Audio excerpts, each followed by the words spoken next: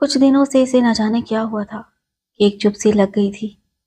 نہ وہ گھر کے کام کاج میں دلچسپی لیتی تھی اور نہ اپنے بچے کو دیکھتی تھی، گھر کے سامان کو چھوتی تک نہ تھی۔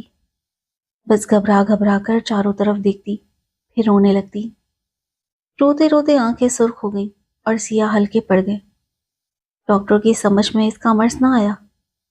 ایک پیر صاحب نے انکشاف کیا کہ اس پر کچھ اثر ہو گیا ہے۔ گھر والے یہ سن کر سہم گئے۔ ساجدہ نیک عورت تھی، شوہر کی اطاعت گزار، 4 بچوں کی شفیق ماں۔ شادی کو 6 برس گزر چکے تھے۔ بچوں کو سنبھالنا اور گھر کا کام ایک عورت کو تمام دن مصروف رکھنے کے لیے کافی ہوتا ہے۔ سارا دن وہ اپنے کاموں میں لگی رہتی۔ شروع میں حالات ایسے رہے کہ گزر بسر بمشکل ہوتی تھی، پھر اللہ نے کرم کیا اور منصور نے اتنا کما لیا کہ ایک چھوٹا سا گھر بنانے کا خواب بھی پورا ہو گیا۔ یوں یہ لوگ پرانے مکان سے نئے گھر میں منتقل ہو گئے۔ جس آبادی میں یہ شفٹ ہوئے، اس کے ایک طرف 1000 گز کے بنگلے تھے تو سامنے 3 کمروں کے چھوٹے مکان۔ بنگلوں میں کاریں، مالی، باورچی، چوکیدار، خوبصورت لان اور ان میں کھیلتے پیارے پیارے بچے جو خوبصورت لباس پہنے کسی اور دنیا کی مخلوق لگتے اور سامنے رہنے والے بچوں کو ان کی کم مائگی کا احساس دلاتے۔ کچھ لوگ اس تضاد پر کڑنے کے بجائے اپنی قسمت پر شاکر ہو کر گزارا کرتے ہیں، اور کچھ ایسے بھی ہوتے ہیں جو اپنے سے بہتر حال میں زندگی بسر کرنے والوں کے حرص میں بے حال ہو جاتے ہیں۔ بس یہی سب کچھ ساجدہ کے ساتھ ہوا۔ ایک دن وہ اپنے گھر کا دروازہ بند کرنے آئی تو سامنے والی بیگم صاحبہ نے بڑی محبت سے پوچھا، کیسی ہو؟ کبھی آ جایا کرو، میں بچوں کے جانے کے بعد اکیلی ہو جاتی ہوں، کسی دن وقت نکال کر ضرور آنا۔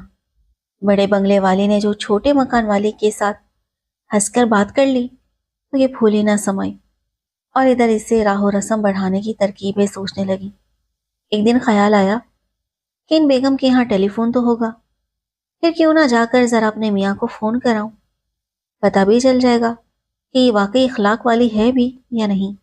ساجدہ جرأت کر کے سامنے والی بیگم کے گیٹ پر پہنچی، بیل بجائی تو چوکیدار نے دروازہ کھولا۔ ساجدہ نے بتایا کہ ہم سامنے والے مکان میں رہتے ہیں۔ پڑوسی ہونے کی وجہ سے چوکیدار نے اندر جانے دیا۔ بیگم صاحبہ نے جو اسے دیکھا تو بڑی خوش ہوئی۔ وہ واقعی اچھے اخلاق والی تھی۔ انہوں نے اس کی ایسی خاطر مدارت کی کہ وہ خوش ہو گئی اور اس کا مرجھایا ہوا دل پھول کی طرح کھل اٹھا۔ جب سے وہ نئے مکان میں آئی تھی، پاس پڑوس میں کسی سے زیادہ دوستانہ نہیں ہوا تھا۔ اکثر وہ خود کو تنہا محسوس کرتی، جبکہ پرانے محلے میں تو سبھی عرصے سے ایک دوسرے کو جانتے تھے، دکھ سکھ میں شریک ہوتے تھے۔ وہاں پڑوسنے بہنوں کی طرح لگتی تھیں۔ مسز اکمل نے ساجدہ کو پہلی ملاقات میں وہ چاہت دی کہ وہ ان کی دیوانی ہو گئی۔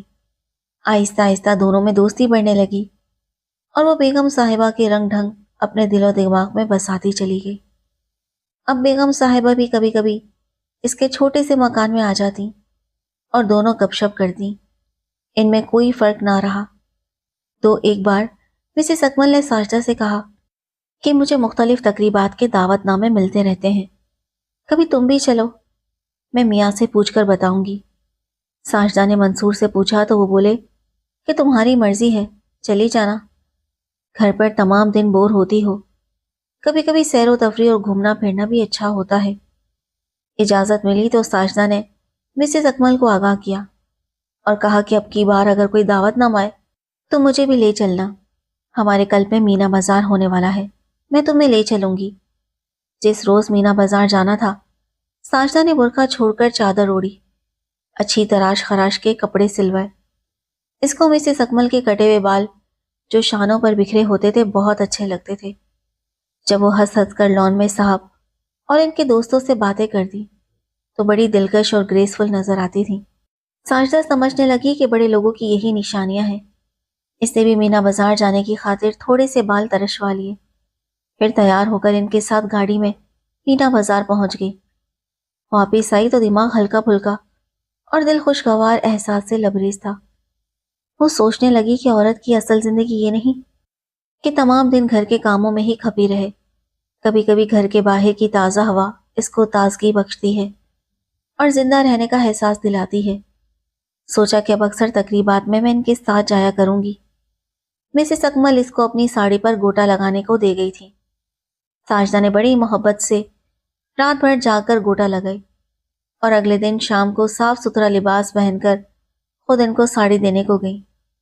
اتفاق سے اس روز بنگلے کے مالک نے نشہ کیا ہوا تھا۔ گیٹ کھلا تھا، وہ بے دھڑک اندر چلی گئی۔ اکمل صاحب لان میں کسی سوچ میں بیٹھے تھے۔ ان کے سامنے جام دھرا تھا۔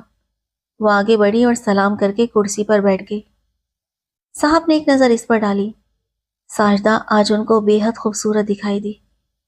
ان کے حواسوں پر بجلی سی گر گئی۔ وہ چہرے کا رنگ چھپا کر بولے کہ تمہاری بیگم صاحبہ برابر میں گئی ہوئی ہیں، ابھی فون کر کے بلاتا ہوں۔ وہ بے خبر تھی، نہیں جانتی تھی کہ ان صاحب کی شہرت علاقے میں خراب ہے اور وہ اچھی نظر سے نہیں دیکھے جاتے۔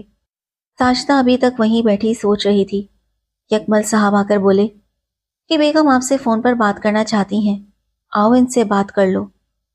اس کے ذہن میں یہ بات نہ آئی کہ اکیلے گھر میں اندر جا کر بات کروں یا نہیں۔ وہ بے دھڑک اندر چلی گئی۔ کھڑکیوں پر دبیز پردے پڑے تھے جن میں سے ہلکی ہلکی روشنی آ رہی تھی۔ اے سی چل رہا تھا۔ کمرہ بڑا ٹھنڈا تھا۔ فون کہاں رکھا تھا اسے کچھ نظر نہیں آیا، البتہ اس نے دروازہ بند ہونے کی آواز سنی، اور جو نظر آیا وہ اس شیطان کا چہرہ تھا۔ وہ اپنے آپے میں نہ رہا تھا۔ گھر پر کوئی تھا یا نہیں خدا جانے۔ بہرحال یہ کمرہ بہت دور تھا اور دروازہ بند تھا۔ اس کی چیخو پکار کوئی نہ سن سکا اور وہ برباد ہو گئی۔ وہ غربت میں ضرور پلی بڑی تھی، مگر اپنی شرم و حیا کی حفاظت کرنے والی۔ یوں لٹنے کے بعد ایک لفظ بھی کسی سے نہ کہہ سکی۔ اکمل صاحب نے دھمکی دی کہ اگر کسی سے ذکر کیا تو تمہاری دوست بھی تم سے نفرت کرے گی۔ وہ کچھ نہ بولی، درد کو دل سے لگائے خاموش گھر آ گئی۔ سامنے قرآن پاک رکھا تھا، شوہر مغرب کی نماز پڑھ رہا تھا، بچے بھوکے تھے، مگر وہ آ کر بستر پر گر گئی۔ شوہر نے پوچھا کہ کیا ہوا، طبیعت تو ٹھیک ہے؟ وہ کیا کہتی؟ احساس گناہ نے اسے جھنجھوڑ کر رکھ دیا تھا۔ کاش یہ سب کچھ نہ ہوتا۔ اسی وقت اس کے شوہر کو دوست نے آواز دی تو وہ اس کے ساتھ گھر سے چلا گیا۔ ساجدہ مگر اس ناگہانی واقعے سے اس بری طرح متاثر ہوئی کہ خاموش چیخ بن کر رہ گئی۔ یہ حال اس کا 6 روز تک رہا۔ کھانا پینا بولنا سب چھوٹ گیا، یہاں تک اسے اسپتال میں داخل کرا دیا گیا۔ سب بار بار پوچھتے کہ بات کرو، کچھ بولو، مگر صدمے سے زبان گنگ تھی، بول نہ سکتی تھی۔ تب اسے اسپتال سے گھر لے آئے۔ رفتہ رفتہ ذہن نے حقیقت کو تسلیم کر لیا۔ شوہر سے پہلی بات یہ کی کہ تم اس مکان کو فروخت کر دو، ہم اس گھر میں اب نہیں رہیں گے، مجھے یہاں ڈر لگتا ہے، کبھی کبھی ڈراؤنے سائے چلتے پھرتے نظر آتے ہیں۔ منصور نے بہت محنت اور محبت سے یہ گھر بنوایا تھا، وہ اسے فروخت نہیں کرنا چاہتا تھا، پھر مکان جلد فروخت بھی نہیں ہوتے، اچھی قیمت کے لیے انتظار کرنا لازمی تھا، جبکہ ساجدہ کہتی تھی کہ میں ایک دن بھی یہاں رہنا نہیں چاہتی۔ اگر میری زندگی عزیز ہے تو تم ہر صورت جلد از جلد اسے بیچو، چاہے آدھے پیسے ملیں لے لو، مگر اب یہاں نہیں رہوں گی، بے شک کسی جھونپڑی میں رہ لوں گی۔ منصور یہی سمجھا کہ اس پر کسی جن بھوت کا اثر ہو گیا ہے۔ وہ اسے ایک پیر کے پاس لے گیا۔ انہوں نے ساجدہ کو دیکھ کر مشورہ دیا کہ فوری طور پر مکان فروخت کر دو۔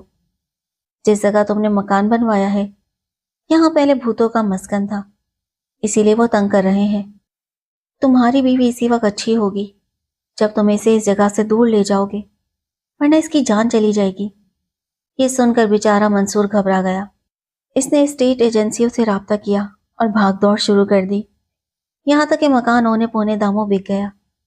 رقم گراہ میں باندھ کر یہ لوگ ایک چھوٹی آبادی میں چلے گئے۔ اس جگہ آنے سے ساجدہ کو قدرے سکون ملا، کیونکہ وہ اب اس شیطان کے مسکن سے دور آ گئی تھی۔ کم از کم سامنے وہ بنگلہ تو نہ تھا جس کے مکین کے تصور سے اسے خود اپنے آپ سے بھی نفرت محسوس ہوتی تھی۔ وہ سوچتی کہ ان بڑے لوگوں کی چاہ میں اس نے اپنا آپ گنوا دیا۔